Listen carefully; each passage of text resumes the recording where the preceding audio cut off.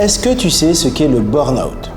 Selon Google, le burn-out se traduit par un épuisement physique, émotionnel et mental qui résulte d'un investissement prolongé dans des situations exigeantes. En gros, c'est quand tu as beaucoup de charge mentale et émotionnelle, tellement qu'au bout d'un moment, tu craques. Selon différentes études, on compte environ 300 000 à 500 000 le nombre de Français concernés par les situations de burn-out. J'ai énormément d'amis avec qui j'ai déjà discuté, qui n'étaient pas bien et qui m'ont dit « Là, je suis en situation de burn-out ». Ils ont dû tout arrêter, démissionner. Certains sont en arrêt maladie depuis plusieurs mois. J'ai vu un reportage avec Malik Bentala qui a tout arrêté à cause de burn-out. Et aujourd'hui, il sensibilise sur ce sujet. Mais revenons au début de tout ça. Avant que tout s'accumule, comment se fait-il qu'on en arrive là?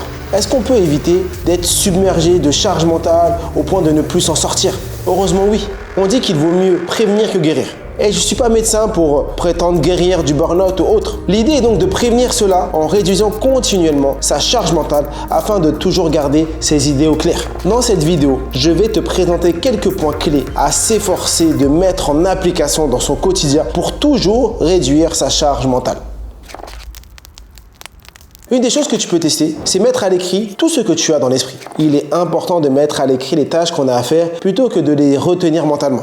Et ça pour plusieurs raisons. La première, la libération de la mémoire de travail. Notre mémoire de travail est limitée et sert à maintenir et manipuler l'information temporairement. Lorsque nous retournons mentalement une liste de tâches, cela occupe une partie de cette mémoire qui pourrait être utilisée pour autre chose. Deuxièmement, la réduction du stress. Cela crée une charge mentale supplémentaire. On a peur d'oublier quelque chose de plus important. En écrivant nos tâches, nous externalisons cette responsabilité de la mémoire. J'utilise mon deuxième cerveau. Mon deuxième cerveau, il est à l'extérieur de mon cerveau. Une liste écrite permet de voir clairement toutes les tâches à accomplir. Une liste écrite des tâches favorise la productivité. Elle facilite également le suivi des progrès et permet de cocher les tâches terminées. Et à chaque fois que tu coches une tâche terminée, tu envoies un shoot de dopamine. C'est gratifiant et motivant. Il y a la réduction des erreurs et des oublis, bien sûr. Une liste écrite sert de rappel constant et nous aide à nous assurer que rien n'est négligé et rien n'est laissé de côté involontairement. Donc, mettre à l'écrit les tâches à faire est essentiel pour limiter notre charge mentale en libérant notre mémoire de travail, en réduisant le stress, en améliorant la clarté et l'organisation, tout en augmentant la productivité et en minimisant les erreurs. Une des choses que tu dois mettre en place, c'est un environnement de travail sain. La première chose, c'est diminuer les distractions et avoir un espace spécifique pour travailler. Séparer la zone de détente de la zone de travail.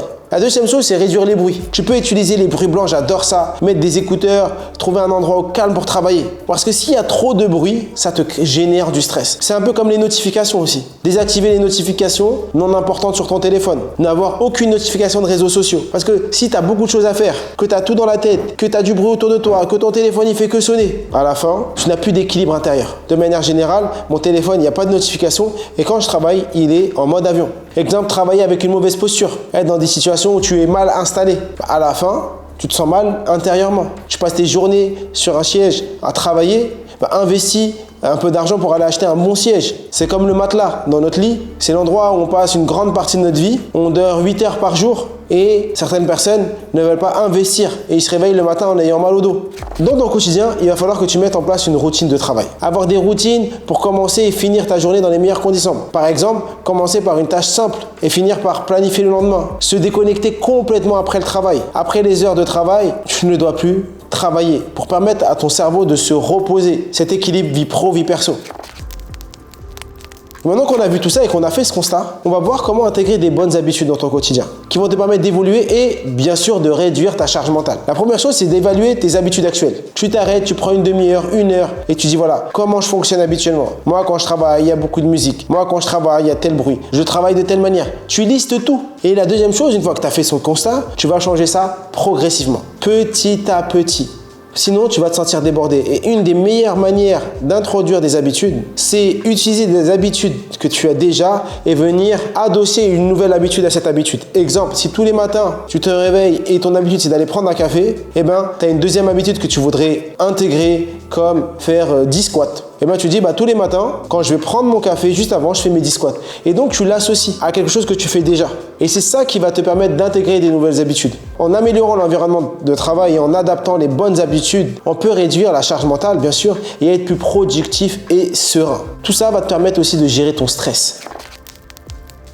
Pour aider à gérer le stress et réduire la charge mentale quotidiennement, j'ai envie de te partager quelques astuces simples et pratiques que tu vas mettre en place. Les techniques de relaxation. Essaye la méditation en pleine conscience. Et cette méditation, tu dois en créer une routine. Pratique-la 10 à 15 minutes chaque jour pour te détendre. Je commence mes journées par un peu de cohérence cardiaque. Fais des respirations profondes. À chaque fois que tu te sens fatigué, tu inspires profondément en gonflant le ventre. Tu peux retenir ta respiration quelques secondes et ensuite tu expires lentement. Tu dois faire de l'exercice également régulièrement. Marcher, courir, nager, faire du vélo, pratiquer du sport. Tu dois réussir à faire au moins 30 à 45 minutes d'activité par jour.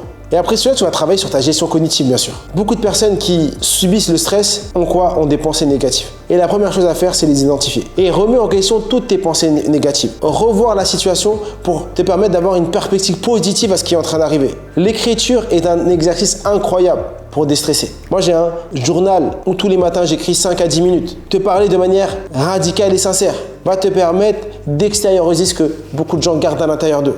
Prendre le temps de noter tes gratitudes. Notez chaque jour 3 choses pour lesquelles vous êtes reconnaissant. Moi, c'est Dieu que je remercie. Chacun peut remercier qui il veut, mais être dans la gratitude de ce qui nous arrive. Et en appliquant ces conseils, tu peux mieux gérer ton stress et alléger ta charge mentale quotidiennement.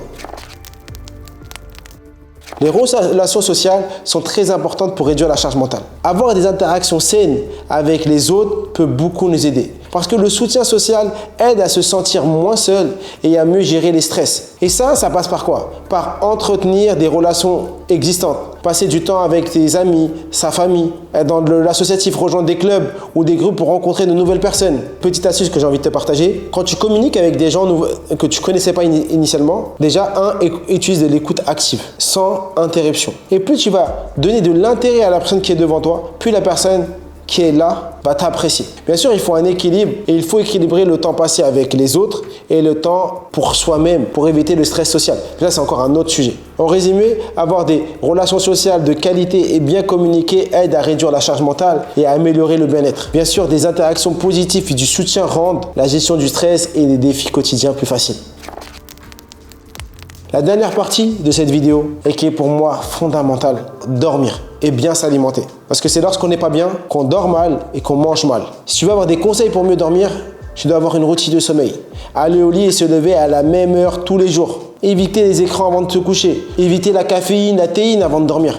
Et si on a du mal, vous pouvez utiliser des techniques de relaxation, pratiquer la respiration profonde avant de dormir. Et donc, pour réduire la charge mentale, il est important d'avoir des habitudes de sommeil et de nutrition régulière. Si tu veux en savoir plus sur l'importance de l'alimentation et quels sont les aliments à absolument consommer pour avoir un cerveau au maximum de ses capacités, je t'invite à regarder la vidéo qui est là, qui parle de l'alimentation la plus bénéfique pour ton cerveau. Et bien sûr, je te donne rendez-vous le 7 septembre à l'Olympia pour ce moment juste historique. Donc à toi de jouer, prends ta place, le lien est sous cette vidéo. Et comme je dis toujours, je suis tué, nous sommes tous illimités.